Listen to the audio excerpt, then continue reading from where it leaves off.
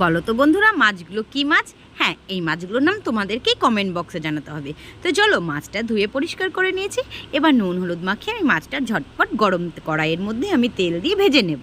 মাছটা দেখো ভাজা হয়ে গেলে ওই তেলের মধ্যে কালো জিরা ফোড়ন দিয়ে আমি কুচিয়ে রেখেছিলাম পেঁয়াজ দিয়ে লাল লাল করে পেঁয়াজগুলো সমস্ত ভেজে নেব। আর পেঁয়াজগুলো ভাজা হতেও একটি মশলা রেডি করে নিয়েছি। জিরের গুঁড়ো, আদার গুঁড়ো, ধনের গুঁড়ো আর একটু লঙ্কা বাটা, এই দিয়ে আমি পেস্টটা মাখিয়ে রাখলাম। এবার পেঁয়াজগুলো যেই ভাজা হয়ে গেলো, মশলাগুলো দিয়ে আমি ভালো করে কষিয়ে নিলাম। মশলাটা যেই তেল ছেড়ে গেল, কষানো হয়ে গেল, এবার আমি সামান্য পরিমাণে গরম জল করে রেখেছিলাম, আমি অ্যাড করে দিলাম। জলটা যেই ফুটে আসবে, নাড়াচাড়া করে সঙ্গে সঙ্গে দিয়ে দিতে হবে দুটো কাঁচা লঙ্কা, আর তার সাথে দিতে হবে ভাজা মাছগুলো।